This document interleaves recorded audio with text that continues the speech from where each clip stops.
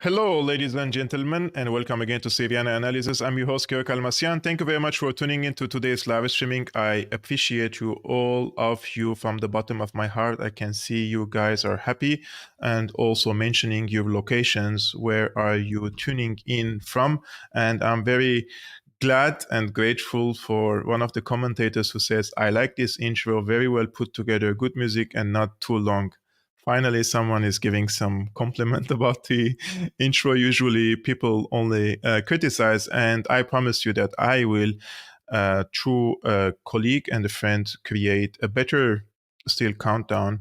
Unfortunately, that the footage that I asked from a media outlet to send me this footage so that I can use some of this footage in the intro, I didn't receive it yet. I'm still waiting. I'm nagging on them, but still I didn't receive.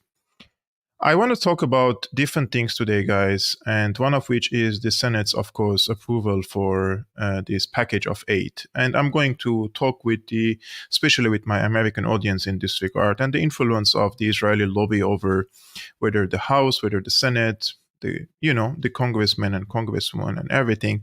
And I'm going to also address how to deal with the warmongers and war criminals in Washington, D.C., or those who are enabling the war crimes, whether it be in Palestine or elsewhere in the world. And speaking of war crimes, we as individuals, guys, we sometimes experience and face evil, right? And we say this was an evil act. I mean, sometimes some people torture us psychologically, and we say this person is an evil. He tortured me psychologically. But there are other people who say, like, this person manipulated me, this person robbed me, this person harmed me physically, or this person killed someone, he's an evil, right? Those are evil acts, but there are worse crimes committed by people wearing beautiful suits, like showing off like they are respected people. And these people's hands are soaked with the blood of hundreds of thousands of people, sometimes millions of people, right? And they are rarely called out and faced and challenged by us, by the ordinary people, and especially by their citizens. One of the evil acts happening nowadays is in the Gaza Strip, right? We see with our own eyes every day what's happening in the Gaza Strip. We bleed from inside. We cry from inside. Our hearts is going to leave our bodies. We're sad to see these barbaric crimes against the Palestinians. With no one, not a single nation was able to do something to stop it. Not one. There are nations and countries trying, but they couldn't yet. And there are state and non-state actors trying, but they couldn't yet. And there are other nations and other countries, I mean, the governments in these countries are helping Israel in committing these barbaric acts against the Palestinians in Gaza, right? However, there is a neighboring country in Palestine, Syria, where I come from, right? And where I come from in Syria, my country in 2011 faced a brutal war. It was packaged and sold to the people like it was a popular revolution against a dictator, Assad. This was the marketing of it by the establishment, by the legacy media, by the prostitutes. Everyone in these circles were promoting this narrative that there is a popular demand to remove Assad and we have to help the people to reach to their goals, like to achieve their goals, democracy, human rights, universal values, and all these things after they murdered Gaddafi. And one of the people who challenged this narrative was myself. And I learned from the early days, and I studied the history in Iraq, the history in what happened in Libya, that this is not about democracy, human rights. And they want to remove Assad for the sins he didn't commit, not for the sins that he committed, right? And after many years, after 12 years, 13 years for this war, the Syrians fought back. And we paid over 500,000 people from our countrymen, be from the opposition side or from the pro-government side. Both sides have equally paid a huge price, right? And the result for it was that the regime change war failed, but the Syrians couldn't win this war yet because the United States is still stationed in Syria. They have occupation forces and they impose draconian sanctions on the Syrian people. The UN calls it's illegal, and they're choking the people. They are slowly killing them. In the Gaza Strip, they are directly killing them with bombs. In Syria, they're killing them slowly. And another act of sadism, right? So Syria in 2023, 2024 is trying to recover, trying to reconstruct, trying to have diplomatic relations with its neighboring countries again, especially with the influential ones like Saudi Arabia, like the UAE. Russia is trying to mediate between Syria and Turkey. So these countries are trying to deal with each other again so that they thrive again, then they reconstruct again, and they, instead of fighting each other, they find a mutual ground. However, one of the countries that is extremely upset with this is the United States. And here I'm coming to explain to you why the decision makers in the United States are completely psychopaths and sociopaths. And they are trying nowadays today actually, they will vote in, I think in the Senate, they're going to vote for something called the Assad Regime Anti-Normalization Act. And this is a statement was published today by a Syrian opposition page on X called the Syrian Emergency Task Force, of course funded by the United States taxpayers' money and by Qatar. And they say the Syrian Emergency Task Force is proud to announce that the Assad Regime Anti-Normalization Act of 2023, introduced in the House of Representatives in May 2023, is now scheduled for deliberation on the floor this Tuesday, February the 13th, so today. In early 2022, in light of several regional and European governments resuming relations with the Assad regime, the Syrian Emergency Task Force began advocating for the necessity of a US legislation to hinder this trend and further isolate the regime. The Assad Regime Anti-Normalization Act of 2023 will ensure US policy prohibits any official action to recognize or normalize relations with any government of Syria that is led by Bashar al-Assad, citing the regime's past and ongoing crimes against the Syrian people.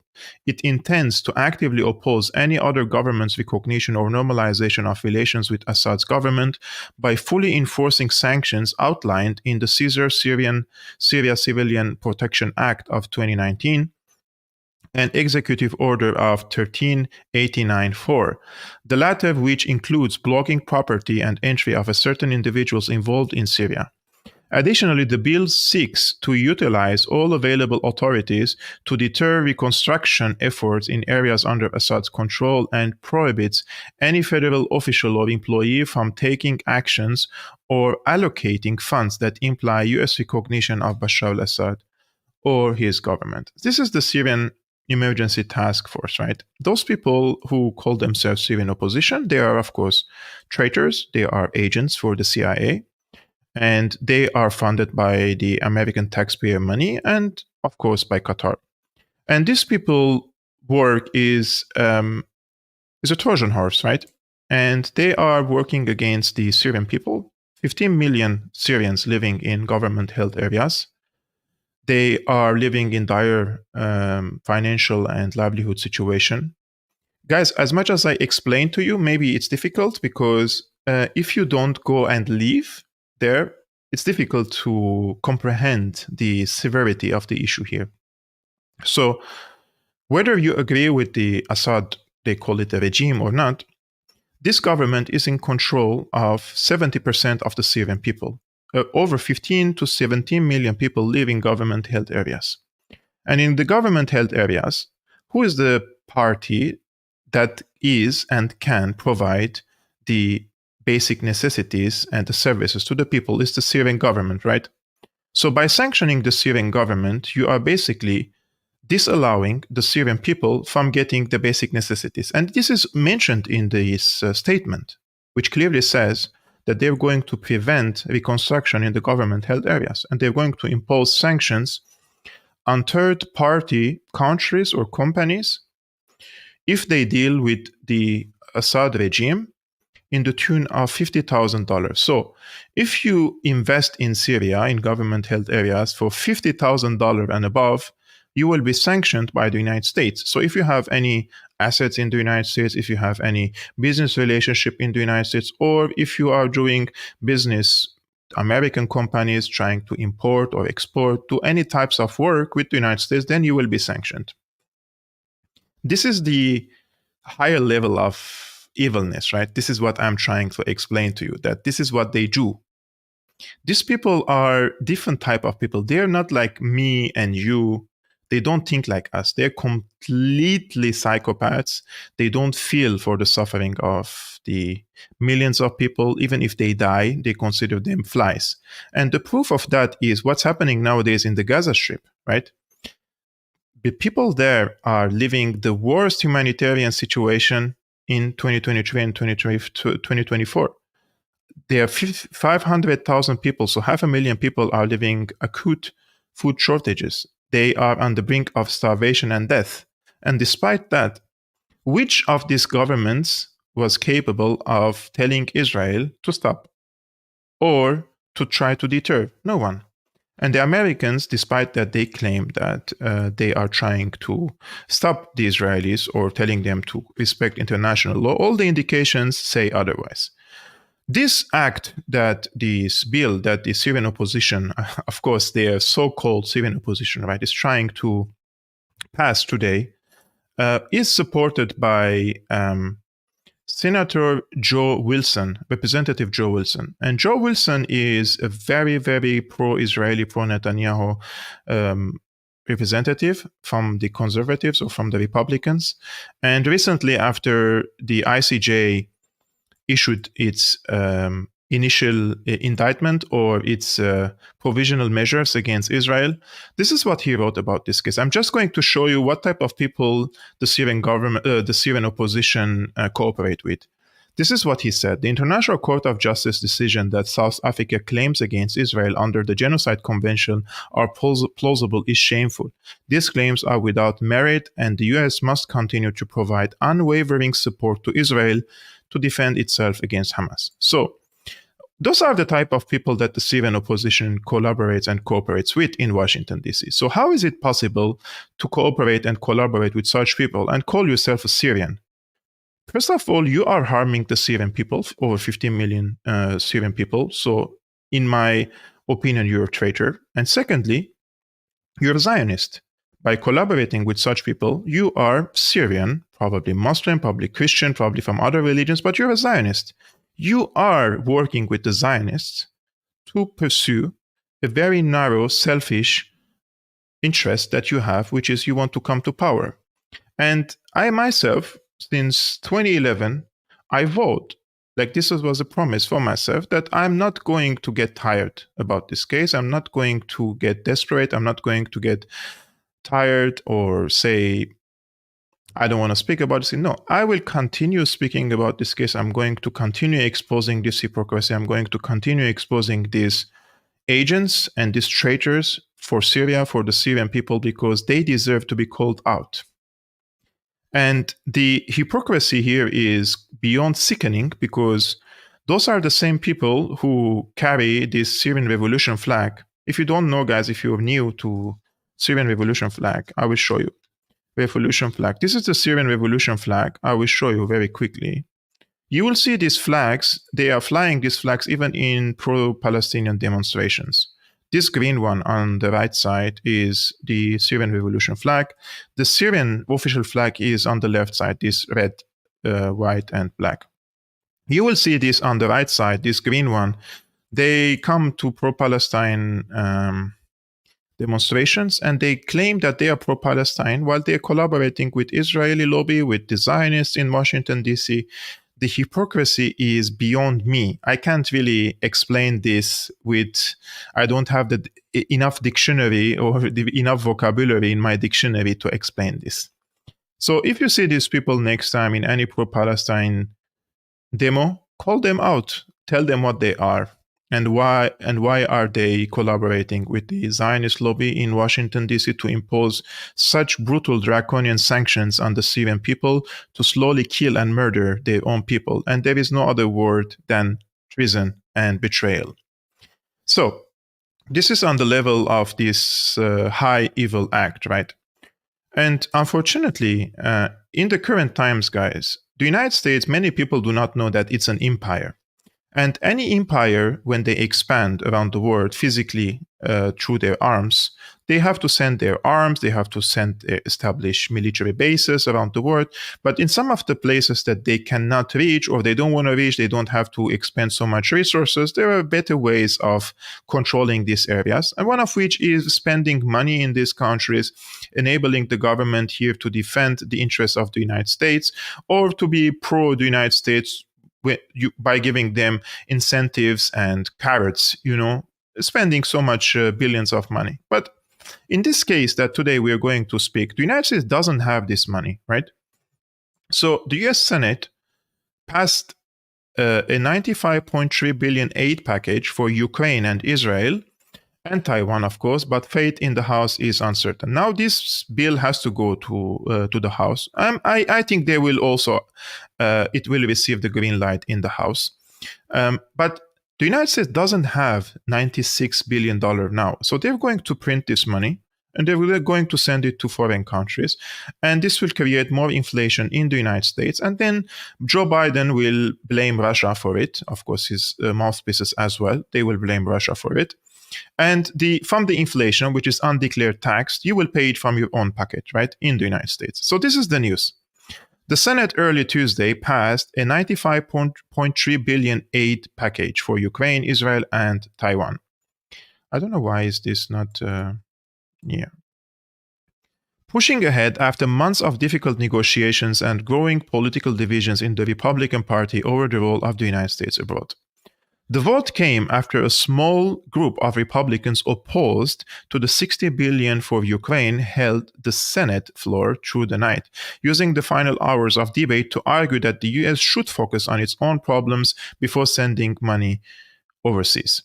So those small group of Republicans opposed sending $60 billion for Ukraine, but they didn't oppose sending the other billions to Israel and to Taiwan. So for them, it's a matter of priorities, right? They think that they have to fight more against the Chinese and also have a stronger foothold in the Middle East by defending and supporting and financing Israel. It's not a matter that they don't want to send more money overseas. They still want to send money overseas, but they don't want to send it to Ukraine. It's not a priority for them. However, 22 Republicans voted with nearly all Democrats to pass the package, 70 to 29, with supporters arguing that abandoning Ukraine could embolden Russian President Vladimir Putin and threaten national security across the globe. So, as I told you guys, when you see and when you realize that the United States is an empire and the United States needs vassal countries, satellite countries around the world, one of these countries is Ukraine, and the second that they are trying to harm China through the gate of Taiwan, right? Israel is a different case. We will speak about Israel later. Israel has more influence in the United States, apparently, than the United States has over Israel. But still, the United States sees Israel as a satellite. They see Ukraine as a satellite, Taiwan as a satellite. So they are funding these countries to do the bidding of the United States in these important geographies. Now, we have this. Yet the package faces a deeply uncertain future in the House, where hardline Republicans, look how they call them hardline, hardline Republicans aligned with former President Donald Trump, the frontrunner for the GOP presidential nomination and a critic of support for Ukraine, oppose the legislation. Speaker Mike Johnson cast new doubt on the package in a statement Monday evening, making clear that it could be weeks or months before Congress sends the legislation to President Joe Biden, if at all. I don't know about you guys. I just have the impression that this opposition from these Republicans is just a bargaining chip. If they agree, the Democrats, to finance the borders and secure the borders in the South, for example, don't you think that the Republicans, those who are aligned with Trump, would agree and vote for sending this package of aid to Ukraine?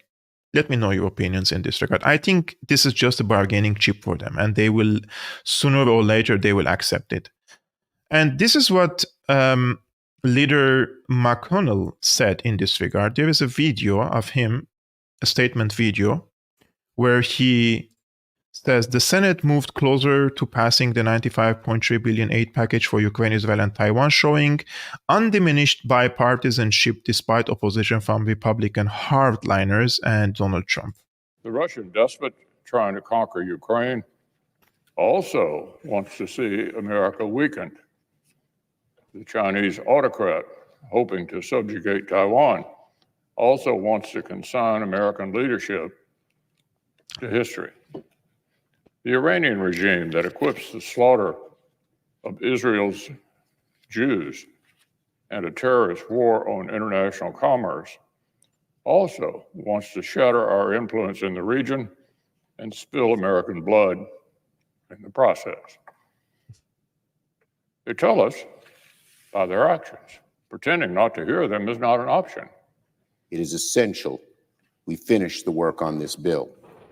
It's been years, perhaps decades, that the Senate has taken up a standalone bill that so significantly impacts not just our national security, not just the security of our allies, but the very security of Western democracy. If America doesn't assist Ukraine, Putin is all too likely to succeed, as President Zalinski repeatedly has reminded us. The only right answer to this threat is for the Senate to face it down unflinchingly by passing this bill as soon as we can. I mean, all this aid to foreign countries, and I've seen like countless of comments today while I was trying to prepare for this live streaming.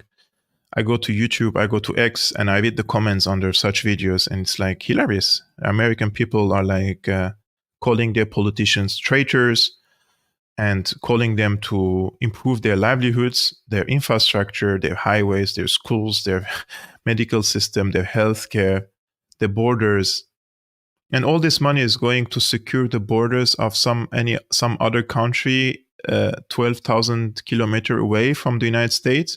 What type of impressions do this send to the American people, that the US has more care and more interest in taking care of other countries than their own people? And this is not something like I'm telling you like this, like to sensationalize the conversation. This is the fact. Why would the Americans be interested in who is governing Syria? Why would they sanction the Syrian people and urge them to rise against Assad? Why would they send all these billions to Ukraine? What is the interest of the United States there? Their interest is geopolitical, right? And their interest is to keep the US in a hegemonic status. But I'm, as an outsider and an observer, if I want to evaluate these interventionist policies of the United States, I would like to see positive results for the American people. And if the American people are bearing the fruits of this imperialism and foreign interventions, then I would at least understand that the American political decision makers are taking care of their own people, and also their own people are benefiting from these interventions, right? But when I don't see that, and I see that, did you see the comment of Tucker Carlson yesterday about Moscow? People sometimes miss, like, guys, if you go nowadays to Beijing, if you go to Tokyo, if you go to Shanghai, if you go to Moscow, it's way more clean, it's cleaner, it's more safe, it's more developed, the infrastructure is way better than in any European capital or in the United States. People do not understand that there is, when Trump raised the banner America First, it was just a banner, but these countries are working for their own people. It's Russia first, it's China first, it's even the Indians are working on their own countries, their own country. the Saudis, like the era of spending too much for outside wars, it's become very old-fashioned, you know? The Saudis who used to export Wahhabism, trying to control the region with their ideology, they are done with that. They are nowadays spending money for trade and improving their own infrastructure and their own country, and they're opening up to the outside world. Only the United States in the entire world, objectively speaking, is still pursuing this old-fashioned policy of interventionism, whether economically or militarily, and coercing other nations and other people to follow suit and dictate. This time, it's going to be, it will backfire, in my opinion. And it will backfire very, very badly. This is a research and an article that I read. It's very new, by the way. Jamie Dimon believes U.S. debt is the most predictable crisis in history, and experts say it could cost Americans their homes, spending power, and national security. In the late 19th century, Alexander Hamilton wrote, "National debt, if it is not excessive, will be to us a national blessing." A nice idea in theory, but America's governments since then haven't quite stuck to the plan. Instead, the US economy is resting atop a public debt exceeding $34 trillion, with its debt to GDP ratio sitting at around 120%, perhaps not the blessing the founding fathers had once envisioned. Bank of America CEO Brian Moynihan believes it's time to stop admiring the problem and instead do something about it. It's also worth noting this isn't the job of one party or the other to fix. This debt has been accumulated courtesy of spending by both Republicans and Democrats. But do individuals who currently have a sum of more than 100,000 dangling over their heads when debt is divided by capita need to be so concerned about the issue?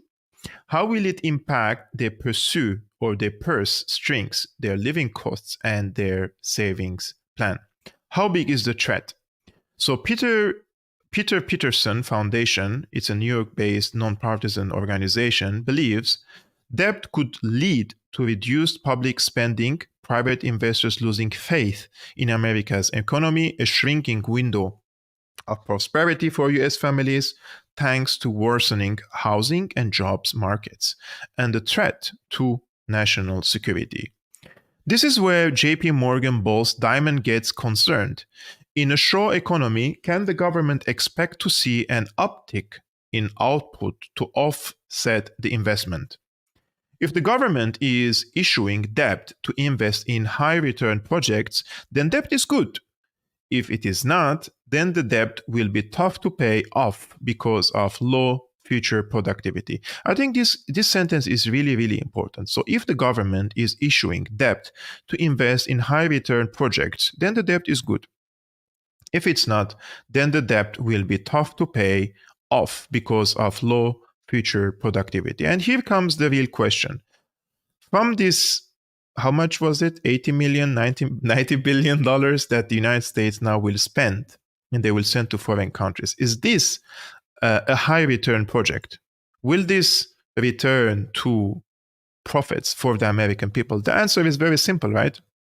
The people who will benefit from it are the military contractors, are the military industrial complex, because they will send American weapons, sell it to Ukraine, or the old ones, and produce new ones. And later, they will establish, this is according to their plan, defense factories in Ukraine to produce the spare parts for the American hard weaponry that they're sending to Ukraine. So another factories and manufacturing on Ukrainian soil, the most corrupt country in Europe, to generate profits from Ukraine without them paying even taxes or returning this to the tax system in the United States. This is how they think, these people, right? So therefore, this debt that the United States is increasing upon itself is not a high return project. Then this debt is definitely not good. And this will pay off because low future productivity. Housing, construction, cars, and any other interest rate sensitive sectors will be disproportionately impacted by an attempt to rebalance public debt, William Gale of the Brookings Institute told Fortune. If governments create debt, it has to be financed somehow, taxes or money creation. If debt gets out of hand, money creation historically has been the default solution, as it is easier to issue money than raise taxes, but often more disastrous in the long term. This is what the United States is doing nowadays. Any rise in interest rates will shock younger generations coming up the housing ladder over the next few decades. So according to the latest National Realtors Association index, the median family income is $99,432, while the median amount needed to qualify to buy a home is $105,504. Will public debt impact America's national security? More than a decade ago, when national debt sat at a measly $19 trillion, America's former Joint Chief of Staff Chairman Admiral Michael Mullen said debt was the top threat to national security. 14 years on, former Speaker Ryan told the Bipartisan Policy Center in January that before long, the government will be spending more on servicing its debt than it is on investing in the Pentagon. Diamond added, "This is about the security of the world. We need a stronger military. We need a stronger America. We need it now. So I put this as a risky thing for all of us." So this excessive debt is not only going to hit the livelihood of the ordinary people in the United States, but also the defense industry on the long run. So they are basically shooting themselves in the leg.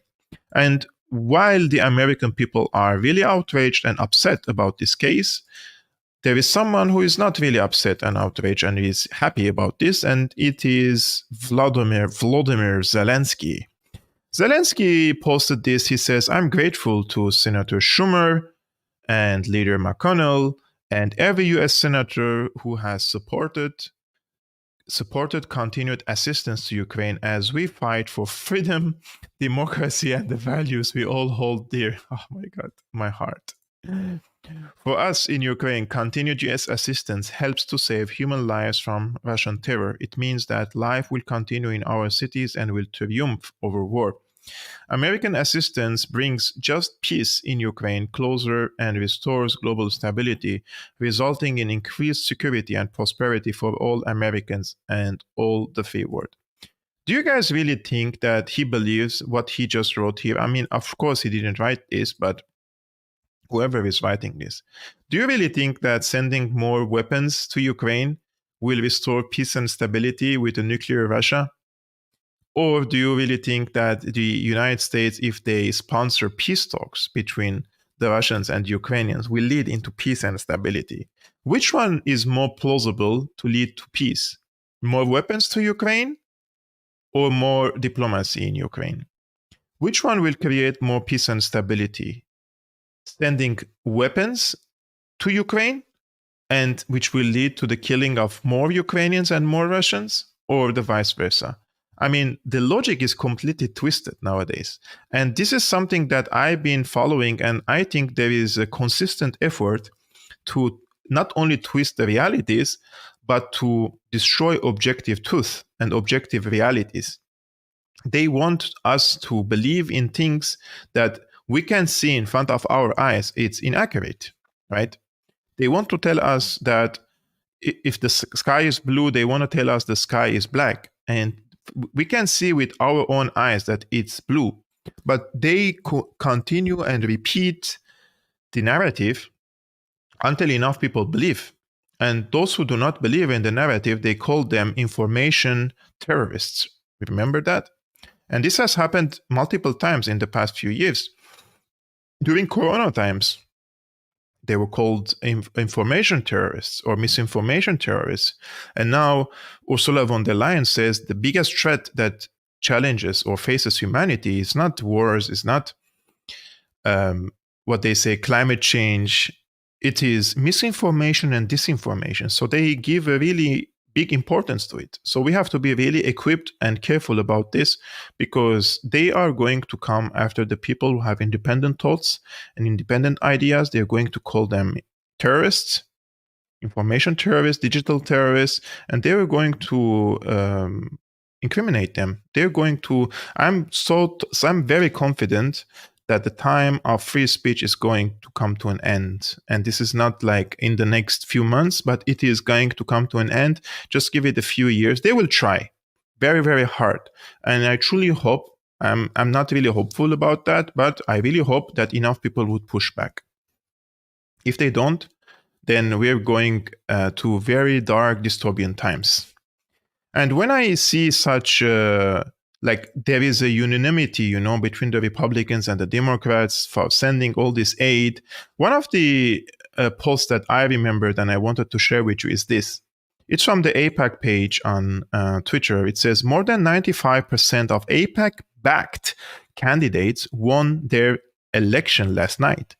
Being pro-Israel is good policy and good politics. So we really have to understand that Israel is really influential in the United States, and that's why I separated it from Taiwan and Ukraine. Those countries don't have influence over the policy of the United States. They are completely satellite countries, right? And this is also a quote a friend of mine today posted, and this quote is true in the sense that it is mentioned in this book, The Israel Lobby and U.S. Foreign Policy, and it's a brilliant book, guys. If you want to read it, you should. I will try to pin this book if you want to buy it in the first comment below under this video. You can purchase it in the United States or from Germany. In 24 hours, we could have the signature of 70 senators on this napkin. This was said by the Stephen Rosen, former APAC official.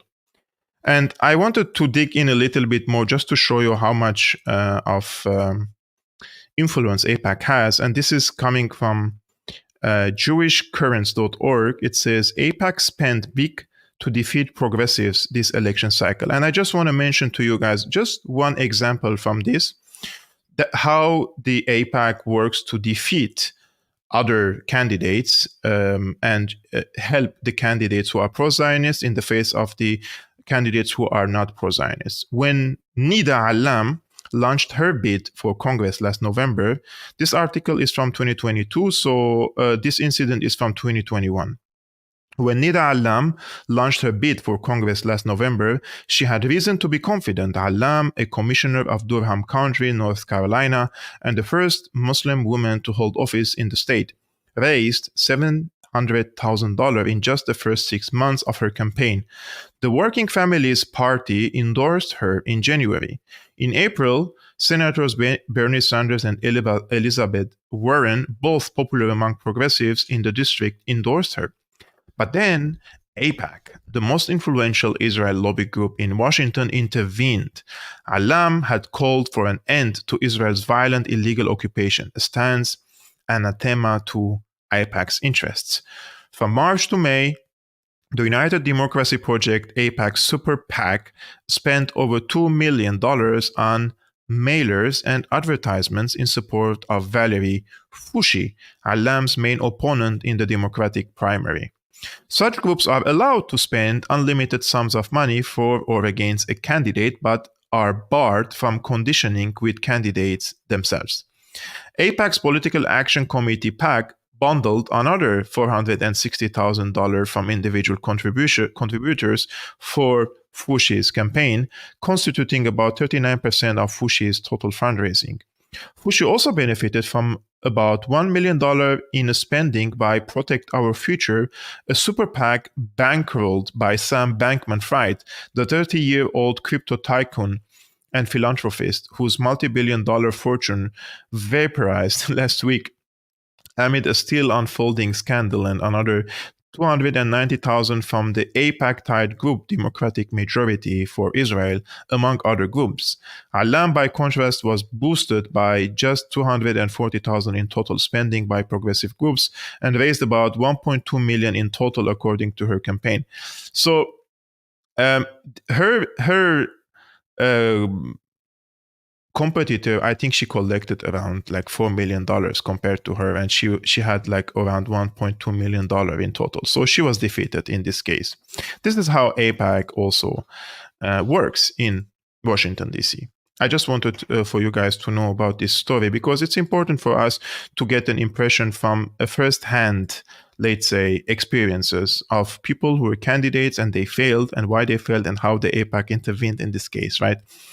And since we're speaking about APAC and the influence of Israel in the United States, we have also to address a little bit what's happening in the Gaza Strip. And as you may know, Israel is bombarding heavily and barbarically on Al-Rafah city near the borders between Egypt and Gaza Strip, where 1.4 million people take refuge nowadays there and living under tents.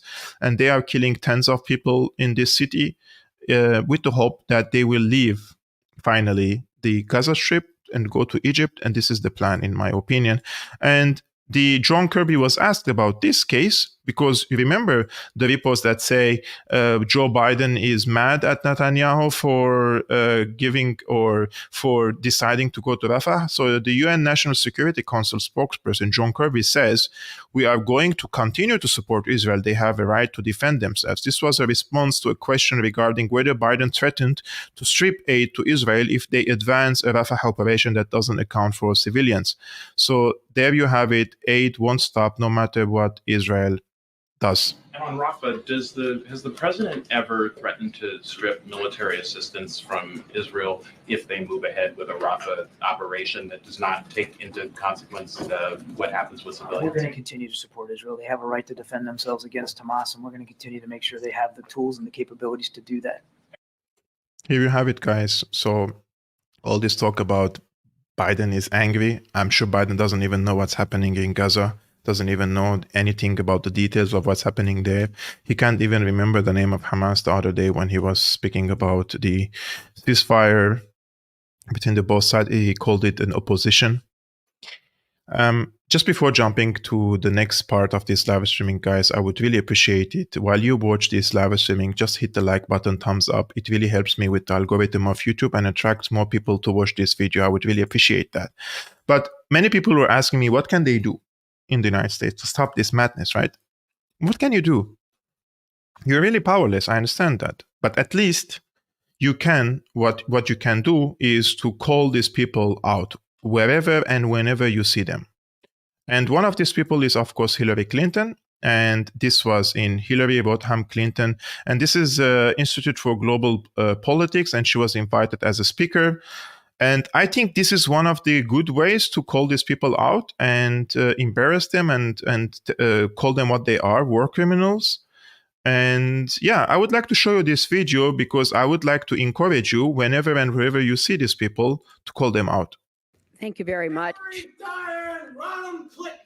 That's my name. That's right. War criminals. The people of Libya, the people of Iraq, the people of Syria, the people of Yemen, the people of Palestine, as well as the people of America will never forget. Violating the university code of Rotterdam. I'm asking you to leave. The delegates will now escort you out of the building. Thank you. Can you, sir? Look at her face, seriously. Look at this face. Oh my God. Sorry. Free Palestine! That's right. Yeah, okay, sorry. Free Palestine! Free! Free Palestine! Free! Free Palestine! Free! Free Okay. So, I mean, the smirk on her face, right? Like, I mean, these people are shameless, you know? Like, if you're a war criminal, I think you reach to a point where you don't even care. especially when you know that you're a war criminal and you give this smirk, you know? These are the type of people who are in charge of the foreign policy. This woman was the Secretary of State of the United States. Under her administration, they destroyed my country, Syria. They're the ones who sent all these weapons and ammunition to the terrorist groups in my country, Syria. They're the ones who dumped weapons worth billions of dollars, knowing well that they're used by Al-Qaeda, ISIS, and other terrorist groups. Her own assistant back then, Jake Sullivan, sent her an email telling her that Al-Qaeda is on our side in Syria. So wherever and whenever you see, guys, these people, just call them out. This is, I think she was a deputy, she was the former ambassador or envoy of the United States in the UN. She was also called out at the same time in the same event.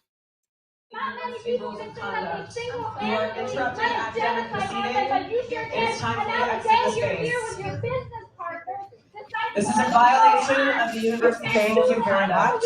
This is an academic proceeding, and you need to exit the space. Thank you very much. What are you doing? Thank you very much. Everyone, please Thank join you me very and much. walk out of this event. Thank you very much.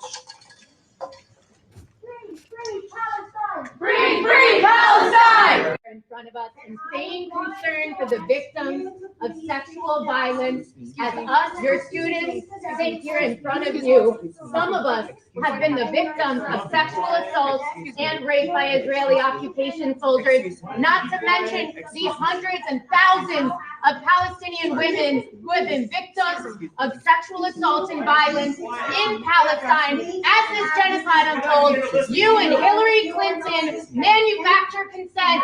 Not turn away from what's going on across the world. If anybody is going to be up on that stage scared about women or peace or security, you wouldn't be standing by and watching and supporting it while the government was bombing 16,000 women and children in Gaza. You want to talk about Libya? You want to talk about rape? Hillary, how did you feel when Gaddafi was raped with a bayonet before being murdered by forces that you supported as Secretary of State? How do you feel about the women and children? I'm very happy to see these young people are courageous enough to speak up and call her out like this, and especially when she mentioned Libya and Gaddafi. And this is a true story. They speak about sexual assaults and as if they care and pretend that they care about it. Do you know that Gaddafi was raped before he was killed, and they stick the weapon in his sensitive parts before they killed him?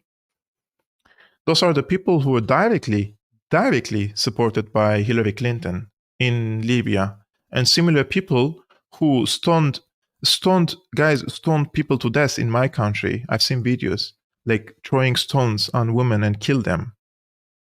But they were supported by Hillary Clinton. You want to tell me that these people are good people? Those are the peak of evil. That's why every time you see them, guys, you have to call them out. You have to tell them what they are: war criminals. And please also mention Syria, because these people are have destroyed our livelihoods, our present, our future, our everything, our memories. They caused the death of 500,000 people in Syria with the war that they initiated, and now they don't want for the war to be over, so they are trying to choke the country and issue new bills, anti-Assad Normalization Act. You know, what kind of people are they? And while I show you the horrible people, I have the responsibility also to show you the good people, right? And also there are many in the West. For example, I don't know if I'm pronouncing her name correctly, but I think her name is Ione Belarra. And Ione Belarra says the Spanish government's servility to the US is what prevents it from acting against the genocide of the Palestinian people. I am ashamed. This woman is so good, man. Watch. Yo estoy, honestamente os lo digo, avergonzada. Avergonzada del servilismo que tiene este gobierno con los Estados Unidos, que otra vez Israel va a desplegar una ofensiva contra Rafah, donde hay 1,3 millones de palestinos y palestinas hacinados. Y este gobierno no hace nada porque se arrodilla ante los Estados Unidos de América. Es una vergüenza. No han sido capaces ni siquiera de dejar de venderle armas a Israel. Ni siquiera han sido capaces de apoyar la denuncia de Sudáfrica. Mira que era sencillo, compañeros y compañeras. Necesitamos una fuerza política que defienda las cosas difíciles cuando hay que hacerlo, que es al principio. Luego todo el mundo se suma al carro. Luego todo el mundo quiere ir a las movilizaciones, incluso los ministros del Partido Socialista. Pero ¿quién está ahí al principio? Cuando hay que decir alto al claro que lo que estamos viendo en Palestina es un genocidio y que tenemos que estar juntas, compañeras y compañeros, para pararle los pies a Netanyahu. Is there any politician in Germany who dares to wear a kufiya and speak like this? No one. She is really brave. Like, you don't have to agree with her to see the bravery in her and the passion in her to speak about the Palestinian suffering. I truly hope that these people also speak about the suffering of the Syrian people, because the suffering is, the root of their suffering is also due to the US imperialism. I will show you one last video, guys, and when I watched it, I thought it's an artificial intelligence made. It's like, this can't be. This is an AI. Somebody added a voice for this. Can't be. Somebody's faking this video. It can't be. Joseph Borrell of the EU, guys, right? He made a statement. I think this is the only correct statement he made since the start of the after the October 7 onslaught against Gaza. And he says, if you believe too many people are being killed, maybe you should provide less arms. Everybody goes to Tel Aviv begging. Netanyahu doesn't listen to anyone. They're going to evacuate where? To the moon? Stop saying please and do something. I truly didn't believe, even before I clicked on the video, I didn't believe that he said this. Look, I don't pretend to be in charge of the foreign policy of the US. I have enough with the foreign policy of the European Union. But let's be logical. How many times have you heard the most prominent leaders and foreign ministers around the world saying too many people are being killed? President Biden said this is too much on the top. It's not proportional. Well, if you believe that too many people are being killed, maybe you should provide less arms in order to prevent so many people being killed. It's not logical? And in 2006, in the war against Lebanon, the US already took this decision. They already took the decision to pause the supply of arms to Israel because Israel didn't want to stop the war. Exactly the same thing that happens today. Everybody goes to Tel Aviv begging, please, don't do that. Protect civilians. Don't kill so many. How many is too many? Which is the standard? But Netanyahu doesn't listen to anyone. They are going to evacuate. Where? To the moon? Where are they going to evacuate these people? So if the international community believes that this is a slaughter, that too many people are being killed, maybe they have to think about the provision of arms. And by the way, today, a court in Netherlands has ordered to the government to stop exporting the spare parts of the F-35 fighters to Israel in order to be sure that the International Court of Justice rule is being implemented. So I don't know, every member state is the owner of its foreign policy, but it's a little bit contradictory to continue saying that there are too many people being killed, too many people being killed, please take care of people, please don't kill so many. Stop saying please and doing something. I mean, I don't know if this is a damage control, it is a wake-up call, it is trying to evade the next decision of the ICJ. I really don't know. Like, there is something very strange about this video. What do you think, guys, is the reason about this? So, guys, I will put the link of the book, The Israel Lobby and US Foreign Policy, now and pin it in the comments below. So if you want to read this book, guys, whether from the United States or from Germany, I'm posting two links. you can purchase it.